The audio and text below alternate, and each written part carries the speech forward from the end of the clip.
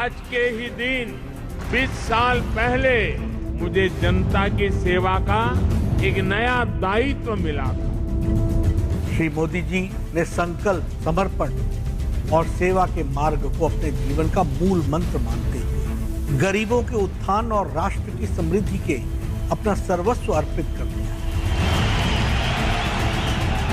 दुनिया में इकलौते ऐसे नेता होंगे जिन्होंने मुख्यमंत्री से लेकर प्रधानमंत्री का दौर 20 वर्षों तक बिना ब्रेक के लिया है और लगातार सेवा के लिए समर्पित रहे। इतिहास में नाम अंकित करने के लिए न मोदी पैदा हुआ है, न मोदी का वो मकसद है।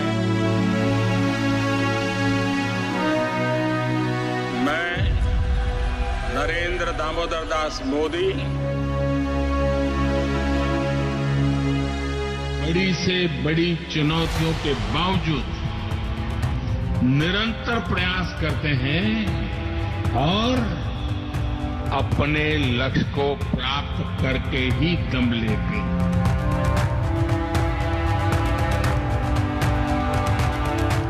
मुझे किताब पढ़कर के गरीबी सीखनी नहीं पड़ती। मुझे टीवी के पर्दे पर गरीबी का एहसास करना नहीं, मैं उस जिंदगी को जी कर आया। रेलवे से रॉयल पैलेस, ये तुकबंदी आपके लिए बड़ी सरल है, लेकिन जिंदगी का रास्ता बड़ा है।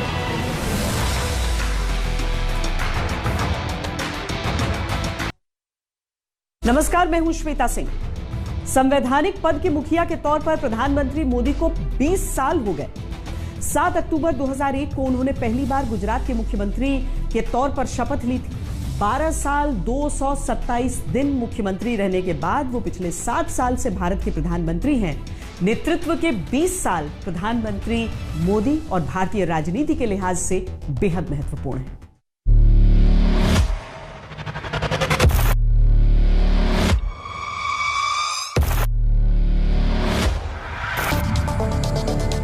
सफर में धूप तो होगी, जो चल सको तो चलो, सभी है भीड़ में, तुम भी निकल सको तो चलो।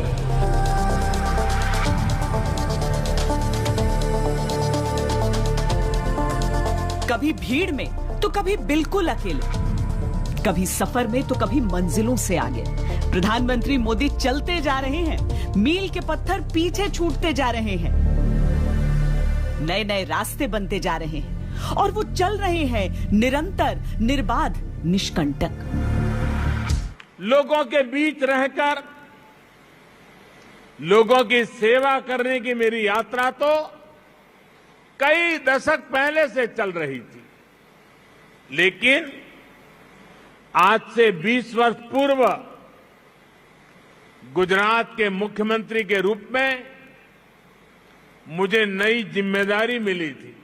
सरकार के मुखिया के तौर पर पहले मुख्यमंत्री और फिर देश के लोगों के आशीर्वाद से देश के प्रधानमंत्री पद पर पहुंचना, इसकी कल्पना मैंने कभी नहीं की थी।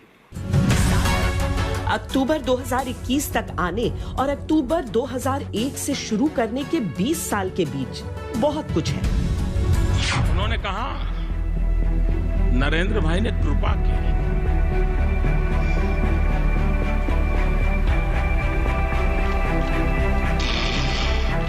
डबडबाई आंखें हैं। बेटा कभी मां पे कृपा नहीं कर सकता, बेटा सिर्फ समर्पित भाव से मां की सेवा करता है। रूंधा हुआ गला है। मेरे देशवासियों, मैंने घर, परिवार, सब कुछ देश के लिए छोड़ा है। हुंकार है, ललकार है, संकल्प है। आज ही के दिन 7 अक्टूबर 2001 को उन्होंने पहली बार गुजरात के मुख्यमंत्री के पद की शपथ ली थी। पहले गुजरात के मुख्यमंत्री और उसके बाद दुनिया के सबसे बड़े लोकतंत्र के प्रधान सेवक के रूप में 20 वर्षों की उनकी जन सेवा की यात्रा, जहां निराशा के माहौल से देश को निकालकर विश्व गुरु के पद पर अग्रसर करने की रही है, वहीं उन्होंने एक कर्मयोगी के रूप में देश के जन जन को नया भारत, न्यू इंडिया के विजन को साकार करने का आत्मविश्वास भी दिया है। 3 बार गुजरात के मुख्यमंत्री से 2 बार देश के प्रधानमंत्री तक के सफर के ये 20 साल संवैधानिक जिम्मेदारियों के 20 साल हैं, जो प्रधानमंत्री मोदी के इस कालखंड को अलग अलग शब्दों में परिभाषित करते हैं। ये 20 साल है प्रणेता से विजेता के। मैं नरेंद्र दामोदर दास मोदी ईश्वर की शपथ लेता हूं, मुख्यमंत्री से प्रधान सेवक के। ये वाइब्रेंट डेमोक्रेसी का बेहतरीन उदाहरण है। ये भारत के लोकतंत्र की ताकत है कि एक छोटा बच्चा जो कभी एक रेलवे स्टेशन के टी स्टॉल पर अपने पिता की मदद करता था, वो आज चौथी बार भारत के प्रधानमंत्री के तौर पर UNGA को संबोधित कर रहा है।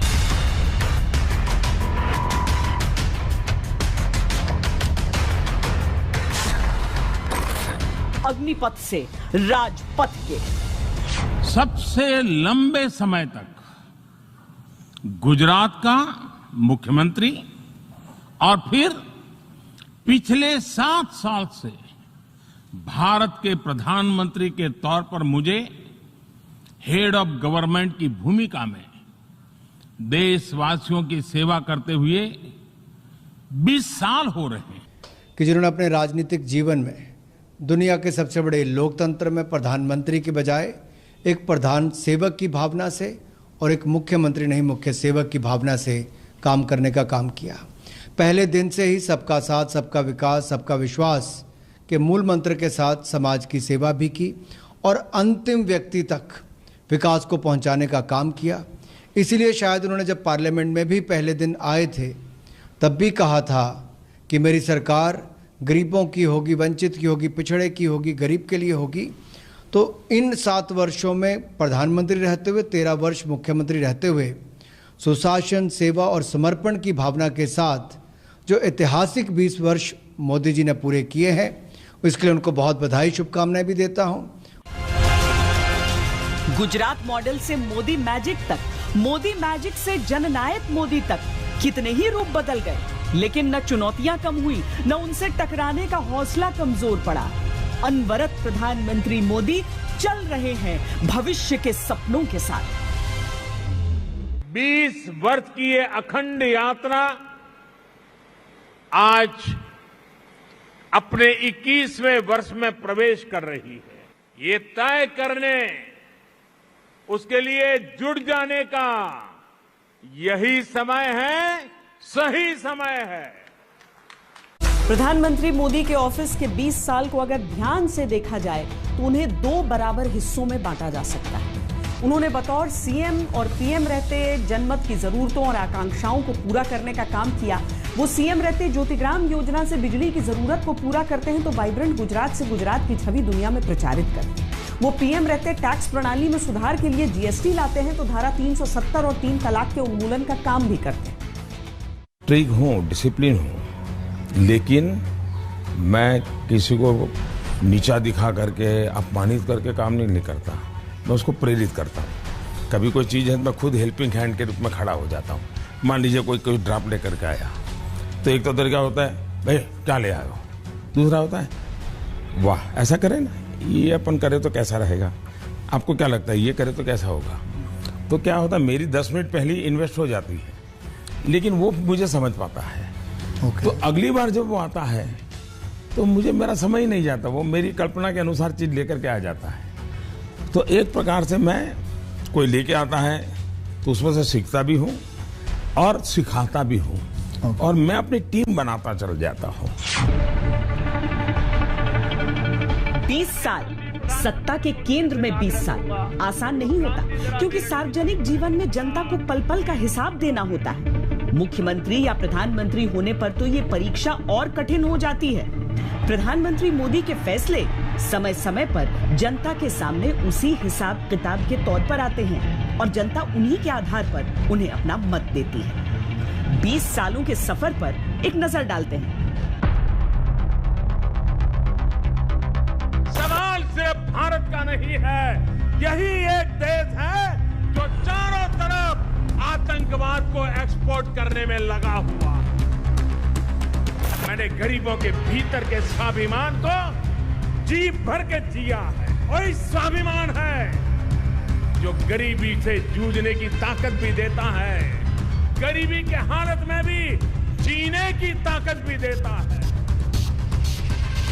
मुझे विश्वास है कि देश की जनता चौकीदार पसंद करती है। ये हमारा सिद्धांत है, हम घर में घुस के मारेंगे। विस्तारवाद का युग समाप्त हो चुका है, ये युग विकासवाद का है। हमारा देश जितना ताकतवर हो, उतनी ही प्रीति और शांति भी बनी रहेगी।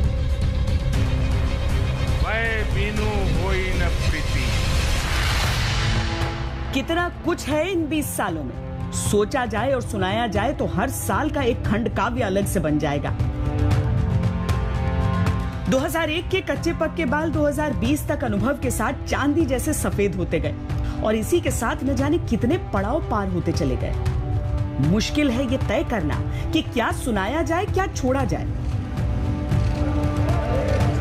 नरेंद्र मोदी के 2 स्वरूप है, एक सार्वजनिक स्वरूप है और आंतरिक स्वरूप है, और दोनों के बीच में कोई विवाद नहीं है, संघर्ष नहीं है, विभाजन नहीं है, दोनों एक साथ है। और दोनों जब एक साथ होते हैं तो ऐसा प्रधानमंत्री देश को मिलता है।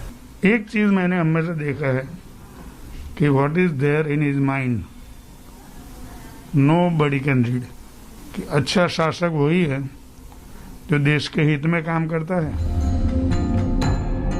20 साल को अगर एक तरफ रख दें और सिर्फ इसी एक साल की व्याख्या करें तो प्रधानमंत्री मोदी के 20 साल के साहस, संकल्प और समर्पण की झलक दिख जाती है। कोरोना की महामारी के समय वो विचलित नहीं दिखते, चीन की चुनौती के समय वो व्यग्र नहीं दिखते, वो बस चल रहे हैं समय के माथे पर अपने हस्ताक्षर अंकित करते हुए। कोरोना से लड़ाई में वैक्सीनेशन को उत्सव बनाते हुए। कोरोना वैक्सीन की 93 करोड़ डोज लगाई जा चुकी है। बहुत जल्द हम 100 करोड़ के आंकड़े को पार कर पाएंगे, और पार कर जाएंगे।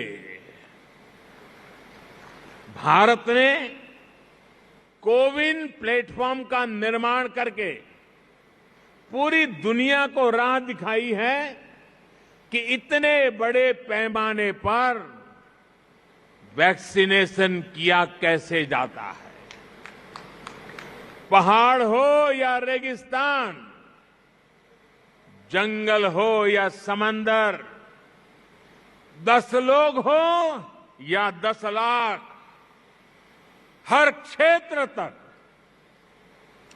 आज हम पूरी सुरक्षा के साथ वैक्सीन पहुंचा रहे हैं। इसके लिए देश भर में 1,30,000 से ज्यादा टीकाकरण केंद्र स्थापित किए गए हैं। देश के दुश्मनों की चालों पर कड़ा प्रहार करते हुए, चाहे सीमा पर घुसपैठ की कोशिशें हो, विस्तारवादी ताकतों का दुस्साहस हो, या फिर देश के भीतर देश को तोड़ने की कोशिश करने वाली साजिश है, भारत आज सबका जवाब दे रहा है। चुनौतियां प्राकृतिक आई या साजिशन, राजनीतिक आई या रणनीतिक, प्रधानमंत्री मोदी अपने वादों को हर दिन पूरा करने की ओर बढ़ते चले गए।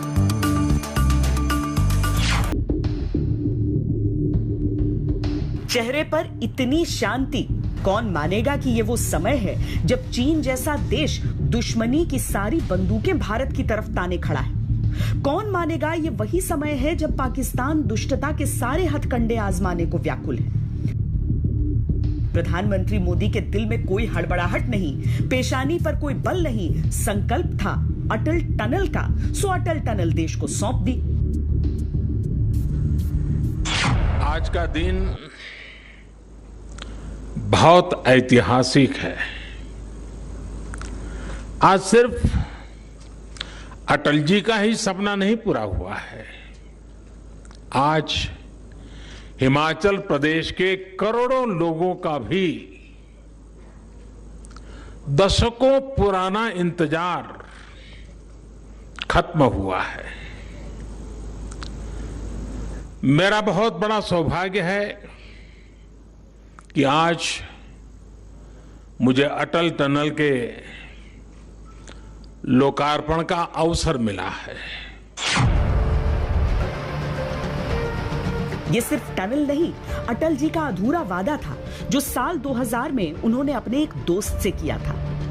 वो वादा तो पूरा हुआ ही, एक वादा जो देश से है कि शीश नहीं झुकने दूंगा। ये टनल उस ओर भी बढ़ता हुआ एक कदम। टनल बनने से मनाली लेह से 46 किलोमीटर और पास आ गया। रोहतांग दर्रे के लिए भी ये एक वैकल्पिक मार्ग है। सीधी सी बात है, ये टनल चीन और पाकिस्तान को बहुत बुरी लग रही होगी, लेकिन ये टनल ही भारत का अटल संकल्प है जो प्रधानमंत्री मोदी की शांति मुद्रा से बार बार झलकता है। बॉर्डर इंफ्रास्ट्रक्चर के विकास के लिए पूरी ताकत लगा दी गई है। सड़क बनाने का काम हो, पुल बनाने का काम हो, सुरंग बनाने का काम हो, इतने बड़े स्तर पर देश में इन क्षेत्रों में पहले कभी काम नहीं हुआ। इसका बहुत बड़ा लाभ सामान्य जनों के साथ ही हमारे फौजी भाई बहनों को भी हो रहा है। ये हमारी पहचान है। हम वो लोग हैं जो बांसुरीधारी कृष्ण की पूजा करते हैं, तो हम वही लोग हैं जो सुदर्शन चक्रधारी कृष्ण को भी आदर्श मान करके चलते हैं। जिनपिंग को समय लगता होगा ये तय करने में कि कौन सी चाल चले जिनमें मात न हो। प्रधानमंत्री मोदी बिना समय लगाए चाल नहीं, खुद आगे चलते हैं। कौन भूलेगा ये तस्वीर जब फॉरवर्ड पोस्ट पर खड़े होकर इतनी बुलंद आवाज से दुश्मन को ललकारा था कि बीजिंग तक संदेश साफ गया होगा। भारत माता की जय, भारत माता की जय, भारत माता की जय, भारत माता की जय। यूएन में चीन बोलता है, पाकिस्तान बोलता है, जो मर्जी आए वो बोलता है। आतंक और विस्तारवाद के एजेंडे चलाते हैं ये देश। प्रधानमंत्री मोदी ने कोरोना काल की मुसीबत के समय यूएन को जो आईना दिखाया, अभूतपूर्व है। दुनिया भारत की तरफ देख रही है और प्रधानमंत्री मोदी का यूएन की नीतियों पर गुस्सा वैश्विक परिवर्तन का संकेत देता है। भारत के महान कूटनीतिज्ञ आचार्य चाणक्य ने सदियों पहले कहा था, कालातिक्रमात् कालातिक्रमात् काल एव फलम पिबति। जब सही समय पर सही कार्य नहीं किया जाता तो समय ही उस कार्य की सफलता को समाप्त कर देता है। संयुक्त राष्ट्र को खुद को प्रासंगिक बनाए रखना है तो उसे अपनी इफेक्टिवनेस को सुधारना होगा, रिलायबिलिटी को बढ़ाना होगा। यूएन पर आज कई तरह के सवाल खड़े हो रहे हैं। इन सवाल को हमने क्लाइमेट क्राइसिस में देखा है, कोविड के दौरान देखा है, दुनिया के कई हिस्सों में चल रही प्रॉक्सी वॉर, आतंकवाद और अभी अफगानिस्तान के संकट ने इन सवालों को और गहरा कर दिया है। कि जाना चाहिए प्रधानमंत्री मोदी को अयोध्या या नहीं जाना चाहिए, लेकिन प्रधानमंत्री मोदी को एक संकल्प पूरा करना था, सो गए। श्री राम की नीति है, भय बिनु होई न प्रीति। इसलिए हमारा देश जितना ताकतवर होगा, उतनी ही प्रीति और शांति भी बनी रहेगी। चीन को बड़ा घमंड था कि भारत उस पर निर्भर। कोरोना के समय देश की चिंता थी कि कैसे सब कुछ वापस सामान्य हो सकेगा। प्रधानमंत्री मोदी ने आत्मनिर्भर भारत का मंत्र देकर देश को उस दिशा में मोड़ दिया जहां से भारत अपने भाग्य का खुद विधाता बनने की तरफ बढ़ने लगा। जब फौज के वीर जाबाजों के पास आधुनिक हथियार होते हैं, अपनी रक्षा के लिए आधुनिक उपकरण होते हैं, तो वो उतनी ही आसानी से दुश्मन से मुकाबला कर पाते हैं। ऐसी जगहों पर जहां मौसम हमेशा खराब रहता है, वहां भी आधुनिक उपकरणों से उन्हें बहुत मदद मिलती है। हमारी सरकार ने रक्षा क्षेत्र में जो आत्मनिर्भरता का अभियान चलाया है, वो भी बहुत बड़ी मदद हमारे फौजी साथियों की करने वाला है। जनता से संवाद का जो सिलसिला था वो पहले दिन से 20वें साल तक लगातार कायम है। उसकी एक झलक दिखती है तब जब प्रधानमंत्री मोदी को ओलंपिक खिलाड़ियों के साथ ऐसे अनौपचारिक बातचीत करते देखते हैं। कि पराजय तुम्हारे मन में नहीं बैठना। एक रवि शिकायत है मेरी।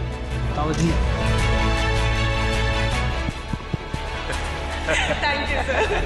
सो ये तीसरा ओलंपिक था मेरा और सॉरी मैंने डिसअपॉइंटेड किया। अरे क्या सॉरी, खिलाड़ी कभी उम्मीद नहीं छोड़ता है और उम्मीद छोड़े तो वो खिलाड़ी नहीं होता है। ये एक ऐसा सियासी कीर्तिमान है जो किसी के लिए भी छू पाना बहुत ही मुश्किल होने वाला है। लेकिन इस कीर्तिमान तक पहुंचते पहुंचते प्रधानमंत्री नरेंद्र मोदी एक ऐसे समयकाल से गुजर रहे हैं जहां पर उनके सामने बड़ी बड़ी चुनौतियां हैं। कोविड से उबरते हुए देश की अर्थव्यवस्था को अब उबरना है और आगे उनके 5 ट्रिलियन इकोनॉमी वाले लक्ष्य तक पहुंचना है। तो किसान आंदोलन के रूप में एक ऐसी समस्या उनके सामने है जो सुलझने का नाम ही नहीं ले रही। संवैधानिक पदों पर 20 साल से बने रहने की इस बेला में अगर उपलब्धियां हैं तो कई चुनौतियां, मुश्किलें बनकर सामने खड़ी हैं।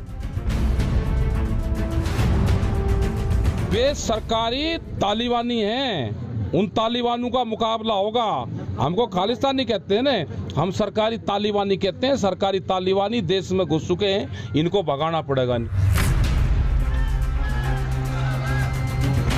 10 महीने से किसान आंदोलन चल रहा है, किसान पंचायतें हो रही हैं, लेकिन परिणाम के नाम पर आने वाले दिनों का और अधिक कड़ा संघर्ष दिखाई देता है। प्रधानमंत्री मोदी ने किसानों को लेकर इस बीच कई तरह के ऐलान भी किए, लेकिन नतीजा नहीं निकला। आंदोलन कर रहे सभी किसान साथियों की भावनाओं का ये सदन भी और ये सरकार भी आदर करती हैं, आदर करती रहेगा। कानून लागू होने के बाद न देश में कोई मंडी बंद हुई है, कानून लागू होने के बाद न कहीं एमएसपी बंद हुआ है। इतना ही नहीं, एमएसपी की खरीदी भी बढ़ी है। ये सच्चाई है जिसको हम छुपा करके बातें करते हैं, इसका कोई मतलब नहीं है। किसी कानून का विरोध तो तब मायना रखता है कि जब वो कंपल्सरी हो।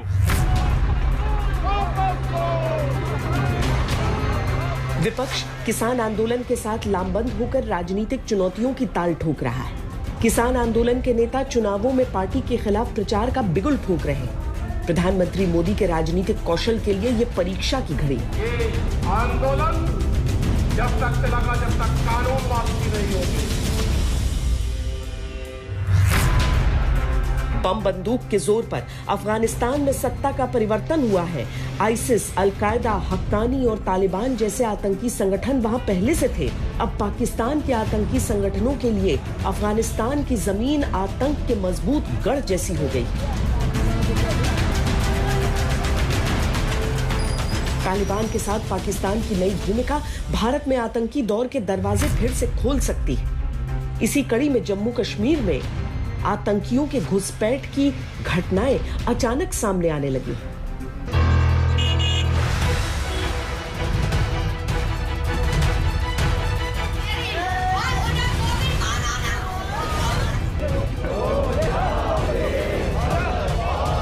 दुनिया के सभी देशों को मिलकर पाकिस्तान के खिलाफ मिलिट्री एक्शन करना चाहिए।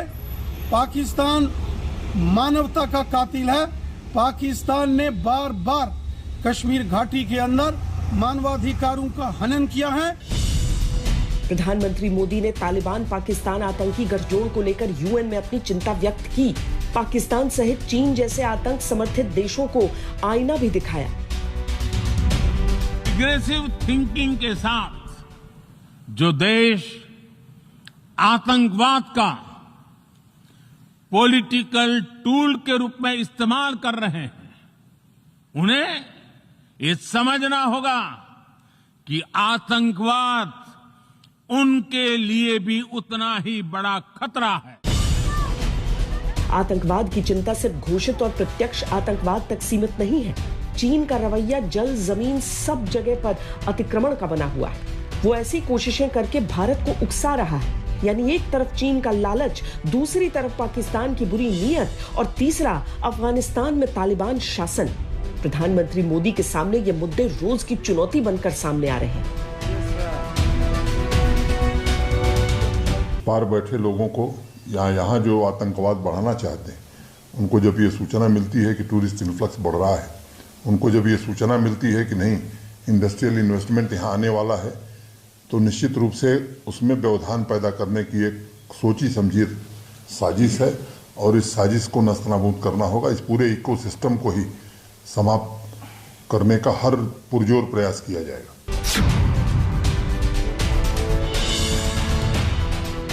प्रधानमंत्री के जन्मदिन पर एक दिन में 2.5 करोड़ वैक्सीन लगाने का रिकॉर्ड जरूर बना, लेकिन कोरोना की तीसरी लहर का संकट अब भी सामने है।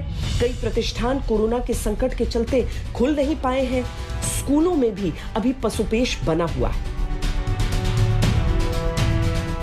लॉजिस्टिक्स की इतनी चुनौतियों से जूझते हुए देश ने युद्ध स्तर पर काम किया। देश और दुनिया में दिन रात जहां से भी संभव हो वहां से oxygen plants, oxygen tanker arrange किए गए, स्पेशल ऑक्सीजन ट्रेन चलाई गई, खाली टैंकरों को तेजी से पहुंचाने के लिए वायुसेना के विमान लगाए गए, प्रोडक्शन बढ़ाने के लिए डीआरडीओ के माध्यम से तेजस फाइटर प्लेन की टेक्नोलॉजी को लगाया गया। पीएम केयर से देश में पीएसए ऑक्सीजन प्लांट लगाने पर काम तो तेज हुआ ही, 1 लाख से अधिक ऑक्सीजन कंसंट्रेटर के लिए पैसा भी दिया गया। 2 अक्टूबर तक भारत 90 करोड़ लोगों को टीका लगाने वाला देश बन गया। लेकिन दूसरी लहर के दौरान जो मुश्किलें आई वो देश और पीएम दोनों के लिए राजनीतिक और सामाजिक तौर पर बहुत कठिन समय रहा।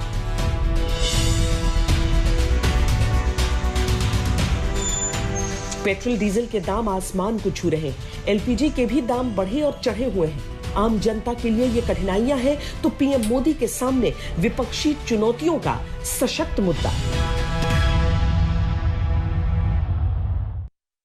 बीते 20 सालों में बेशुमार कटाक्ष हैं, व्यंग्य हैं, सही मायनों में कहें तो गालियां हैं, लेकिन हर सियासी और सामाजिक चुनौती को पार करते हुए नरेंद्र मोदी पहुंचे हैं सत्ता के 20वें साल तक और खुद प्रधानमंत्री मोदी उन्हें अपनी उपलब्धि मानते हैं।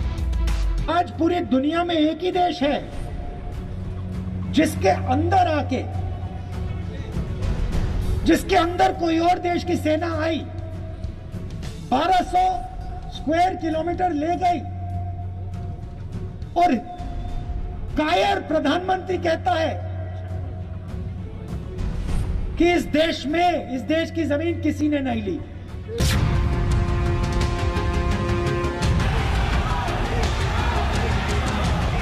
सत्ता के 20वें सोपान तक ऐसे ही नहीं पहुंचे।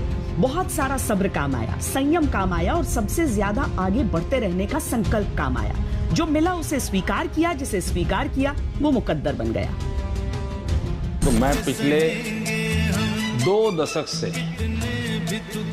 करीब 20 साल से डेली 1 kg 2 kg गालियां खाता हूं। जब मुख्यमंत्री थे तब भी सरकार चलाने वाले झूठे, बेईमानी, दर्द और मौत के सौदागर। जब प्रधानमंत्री बनने की रेस में शामिल हुए तब भी मुझको लगता है कि ये आदमी बहुत नरेंद्र दामोदर दास मोदी जब पहली बार प्रधानमंत्री बने तब भी जो बच्चे स्कूल कॉलेज में पढ़ रहे हैं वो मोदी जैसे अनपढ़ गवार के बारे में जान के उनको क्या मिलने वाला है। जब दूसरी बार प्रधानमंत्री बन गए तब भी प्रत्युत्तर खुद कभी नहीं दिया, क्योंकि उत्तर हर बार विरोधियों को जनता दे रही थी। लेकिन ऐसा भी नहीं है कि ये सब याद न रहा हो। अक्सर मन की पीड़ा बनकर बाहर भी आया तो गला भर गया। एक्चुअली मोदी की जरूरत है। जरूरत क्या है? किसी को भी पत्थर मारना है तो मारेंगे किसको भाई? किसी को कूड़ा कचरा फेंकना है तो फेंकेंगे कहां जी? किसी को गालियां देनी है तो देंगे किसको? 20वां साल सत्ता का हुआ है तो जनता से शुक्रिया के तौर पर भावुक अपील भी निकल रही है। जन समर्थन है, जन नायक की छवि है, फिर भी संघर्ष कम नहीं होता और शायद ये संघर्ष ही प्रधानमंत्री मोदी को ऊर्जा देता हो।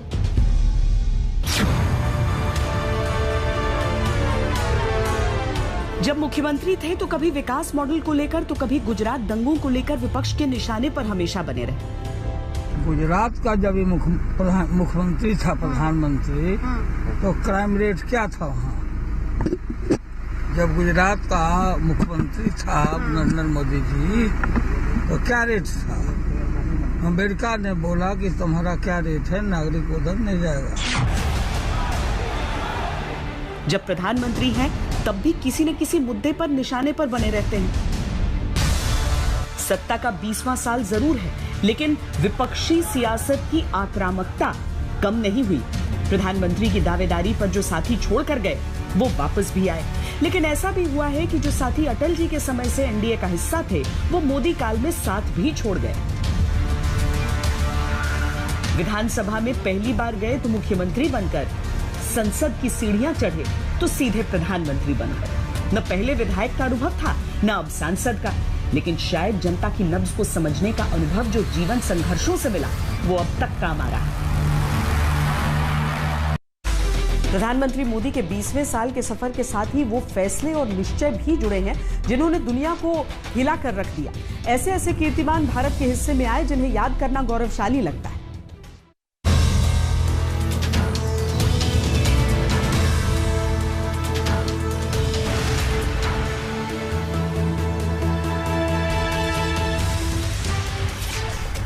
व्हाइट हाउस से ट्रंप गए तो बाइडेन आए, लेकिन बाइडेन के साथ रिश्ते कैसे रहेंगे, इस बात पर भारत की विदेश नीति और कूटनीति दोनों की दिशा तय होनी थी।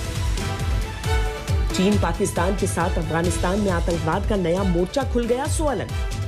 व्हाइट हाउस में बीते दिनों जब प्रधानमंत्री मोदी और बाइडेन की पहली मुलाकात हुई तो इतिहास बन गया। कई देशों के प्रतिनिधि समेत क्वाड देशों के प्रधानमंत्री भी अमेरिका में थे, लेकिन बाइडेन ने सिर्फ प्रधानमंत्री मोदी के साथ 1-to-1 बात की और इस मुलाकात को अपने शेड्यूल में अलग से जुड़वाया। बाइडेन मोदी मुलाकात शुरू तो दो राष्ट्राध्यक्षों की मुलाकात के तौर पर हुई थी, लेकिन खत्म होते होते व्यक्तिगत रिश्तों पर आ गई, जहां ठहाके भी थे और मजाक भी। क्वाड बैठक में भी पहली बार अफगानिस्तान में हुए परिवर्तन और आतंकवाद अतिक्रमण की समस्या को एजेंडे में शामिल करा पाने में भारत सफल हुआ। प्रधानमंत्री मोदी क्वाड के रिश्तों को नई ऊंचाइयों पर ले गए। पहली फिजिकल क्वाड समिट की ऐतिहासिक पहल के लिए राष्ट्रपति बाइडेन को बहुत बहुत धन्यवाद। हम 4 देश पहली बार 2004 की सुनामी के बाद इंडो पैसिफिक क्षेत्र की मदद के लिए एक साथ आए थे। आज जब विश्व कोविड-19 पैंडेमिक से मुकाबला कर रहा है तो क्वाड के रूप में हम एक बार फिर मिलकर मानवता के हित में जुटे हैं। सत्ता के केंद्र में बने रहने के 20वें साल में अमेरिकी दौरे पर ही प्रधानमंत्री मोदी जब अमेरिकी उपराष्ट्रपति कमला हैरिस से मिले तो पाकिस्तान की आतंकी असलियत को और स्पष्ट कर सके। वो अपने कार्यकाल में पाकिस्तान को लेकर आक्रामक रहे हैं और ये सत्ता के 20वें साल के मौके पर भी कायम है। ये सुनिश्चित किया जाना बहुत जरूरी है कि अफगानिस्तान की धरती का इस्तेमाल आतंकवाद फैलाने और आतंकी हमलों के लिए न हो। हमें इस बात के लिए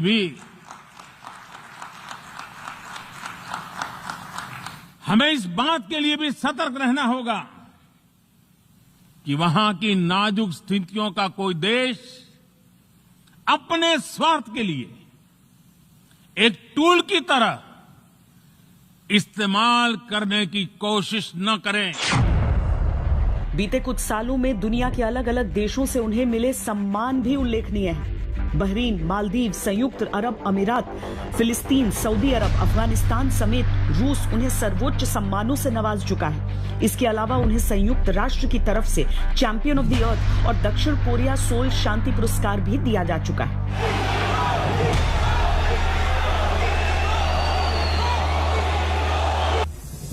पाकिस्तान और तुर्की का नापाक गठबंधन आज चाहकर भी कश्मीर मुद्दे पर सिर्फ छटपटाने के अलावा कुछ नहीं कर पा रहा, क्योंकि मुस्लिम देशों के संगठन में भारत का सम्मान कहीं ज्यादा है। ये वो नीति है प्रधानमंत्री मोदी की जो उन्हें ग्लोबल लीडर बनाती है। बात सिर्फ पुरस्कारों तक सीमित नहीं।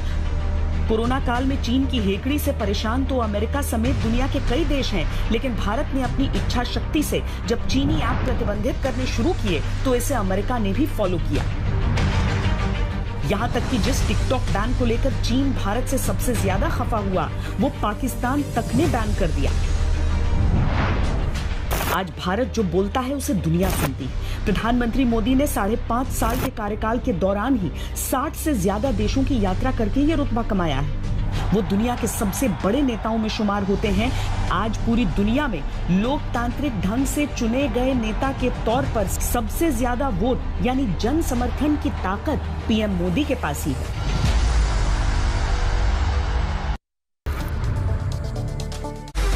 कोई बारीकी से देखे तो नरेंद्र मोदी पद और चुनौतियों के अनुसार थोड़े थोड़े बदले से तो नजर आएंगे, लेकिन जहां बात उनके व्यक्तित्व की आती है तो वो एक से हैं, वहां वो बिल्कुल बदले नहीं दिखते।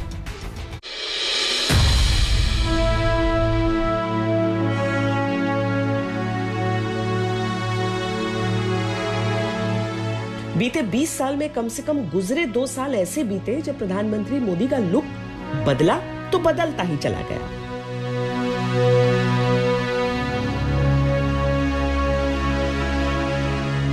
और ये उनकी पिछली तस्वीरों से उन्हें बिल्कुल अलग बना देता है। समय सबको बदलता है, बीते 20 साल में प्रधानमंत्री मोदी भी काफी बदले, लेकिन अगर कुछ नहीं बदला तो उनकी आक्रामकता।